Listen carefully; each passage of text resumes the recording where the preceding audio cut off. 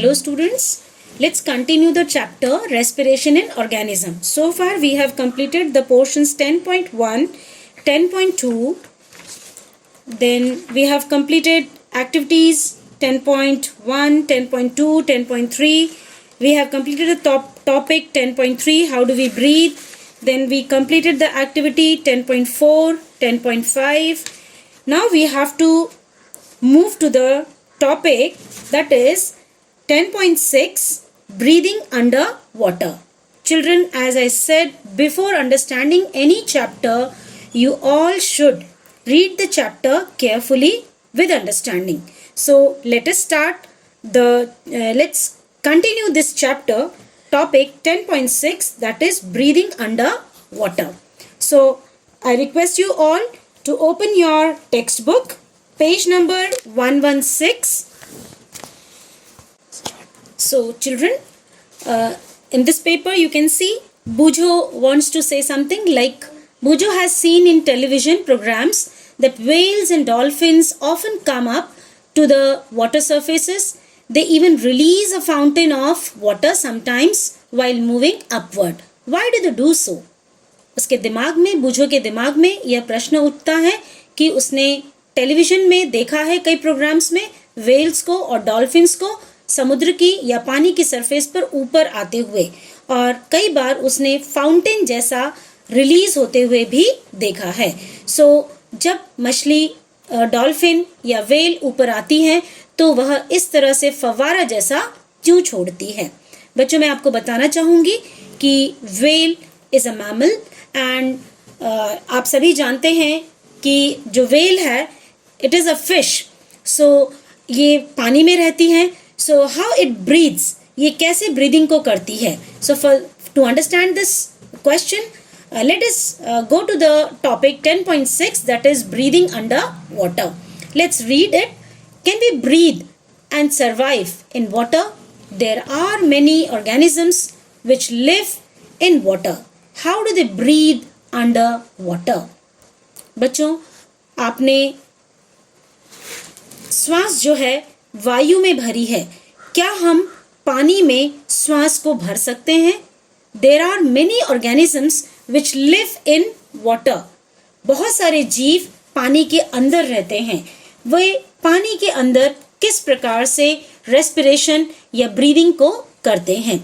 You have studied in class 6 that gills in fish help them to use oxygen dissolved in water.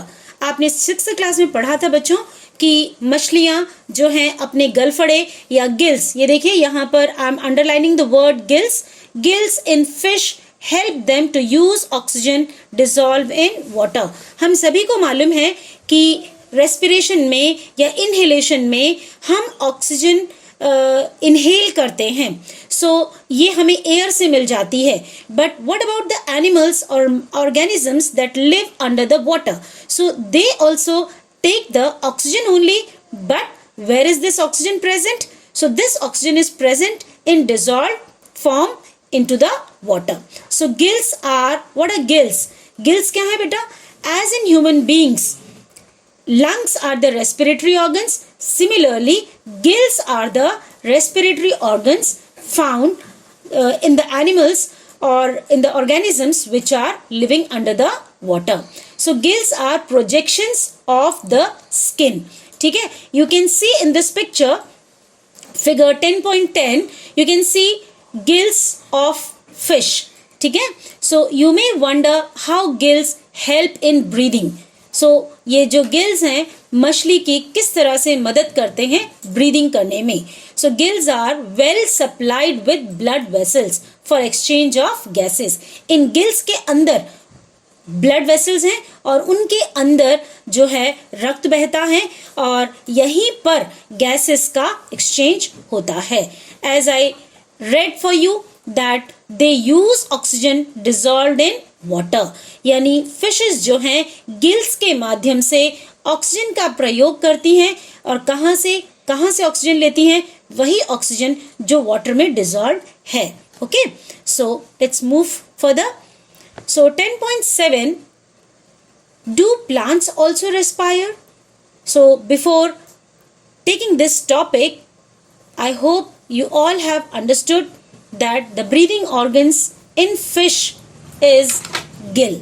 Okay, या gills जो हैं, गलफड़े जिन्हें हम कहते हैं, यह पानी के भीतर रहने वाली जो फिश होती है उसका रेस्पिरेटरी ऑर्गन होता है और पानी में घुली हुई जो ऑक्सीजन होती है वह इन गिल्स में प्रवेश करता है और गिल्स में ही ब्लड वेसल्स भी आती हैं. सो इन गिल्स के अंदर पानी में डिसॉल्व ऑक्सीजन प्रवेश कर जाती है और इसी तरह से जो कार्बन डाइऑक्साइड है वह भी बाहर निकल जाती है. ठीक है, सो आपको पता चल गया कि पानी के अंदर रहने वाले जो जीव हैं वो किस तरह से श्वसन की क्रिया को करते हैं. हम फर्दर जब एक्सप्लेनेशन की वीडियोस देखेंगे, so there you will understand better how fishes respire. Okay, let's move to the further topics. Like other living organisms, plants also respire for their survival, as you have learned in class 6. बच्चों, हमने 6th class में पढ़ा था कि किसी भी अन्य सजीवों की भांति पौधे भी रेस्पिरेशन की क्रिया को करते हैं अपने सर्वाइवल के लिए, यानी जीवित रहने के लिए उन्हें भी रेस्पिरेशन करना होता है. So they also take in oxygen from the air and give out carbon dioxide. Okay, in the cells पौधे भी ऑक्सीजन को लेते हैं और कार्बन डाइऑक्साइड को बाहर छोड़ते हैं. In the cells oxygen is used to break down glucose into carbon dioxide and water as in other organism. ठीक उसी प्रकार से जैसे ह्यूमन बींग्स में, जैसे एनिमल्स में, प्लांट्स भी ऑक्सीजन को लेते हैं और इस ऑक्सीजन का इस्तेमाल ग्लूकोज का ब्रेकडाउन करने में करते हैं. ग्लूकोज का ब्रेकडाउन होने पर उसमें से कार्बन डाइऑक्साइड और वाटर रिलीज होती है, जिस तरह से अन्य जीवों में होता है. In plants each part can independently take in oxygen from the air and give out carbon dioxide. पौधों में पौधे का हर एक भाग स्वतंत्र रूप से ऑक्सीजन को वायु से ग्रहण करता है और कार्बन डाइऑक्साइड को छोड़ता है. You have learnt in chapter 1 that the leaves of the plants have tiny pores called stomata. बच्चों देखिए, ये जो स्टोमेटा है आप देख सकते हैं. Stomata you have learnt in first chapter of this standard, that is green plants have tiny pores on the leaves of their surfaces. Okay, पत्तियों की सतह पर छोटे छोटे छिद्र पाए जाते हैं जिन्हें हम स्टोमेटा कहते हैं. So tiny pores present on the surface of leaf are called stomata और इन्हीं स्टोमेटास के द्वारा exchange of oxygen and carbon dioxide takes place. So children, plants में भी रेस्पिरेशन की क्रिया में ऑक्सीजन गैस अंदर ली जाती है और कार्बन डाइऑक्साइड बाहर छोड़ी जाती है. पहेली जानना चाहती है. पहेली wants to know whether roots which are underground also takes in oxygen. If so, how? पहेली जानना चाहती कि जो पौधे की जो जड़ें होती हैं वो जमीन के नीचे होती हैं, तो क्या वो भी ऑक्सीजन लेती हैं और अगर लेती हैं तो वो कैसे लेती हैं.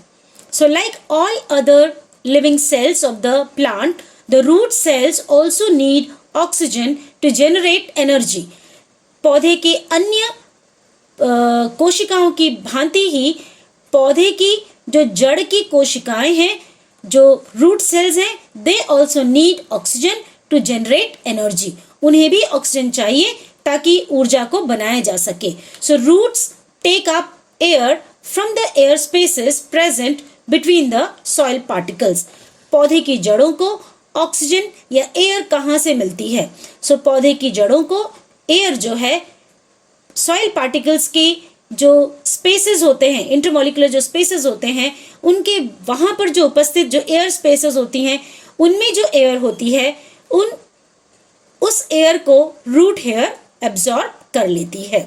Okay, you can see in this figure also 10.11 roots absorbs air from the soil. So जो एयर स्पेसेस हैं वहां पर बेटा आप देख सकते हैं कि ये प्लांट की रूट आपको दिखाई दे रही है. This is the root of the plant and these are the particles of soil and in between the air spaces are present and in that air spaces air is filled. So root absorbs this oxygen from here. I hope it is clear to everyone. So can you guess what would happen if potted plant is overwatered? बच्चों, क्या आप सोच सकते हैं कि अगर हमने किसी गमले में रखे हुए पौधे पर को बहुत ज्यादा अगर पानी दे दिया तो क्या होगा? It's a very simple to understand. अगर आप गमले में रखे हुए पौधे में अत्यधिक पानी देंगे, ओवर वाटर्ड करेंगे, तो एयर स्पेसेस जो सॉइल पार्टिकल्स के बीच में थी वहां पर पानी भर जाएगा, and then your roots will not be able to absorb और suck the air or oxygen from that space.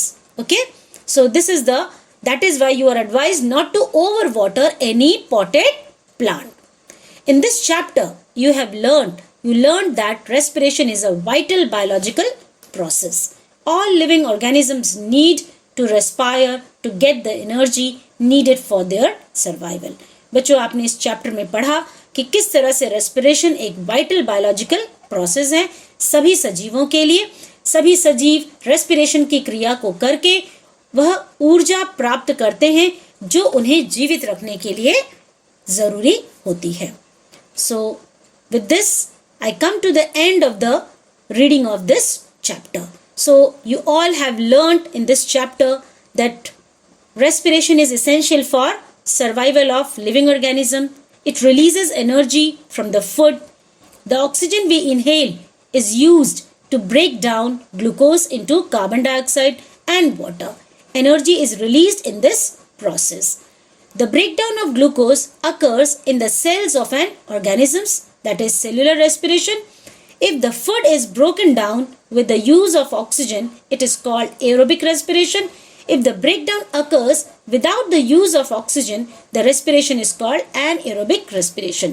बच्चों, ये जो पॉइंट्स मैं आपके लिए पढ़ रही हूँ, what you have learned, ये सभी पॉइंट्स को हम जब एक्सप्लेनेशन की वीडियो देखेंगे, so there you will come to understand.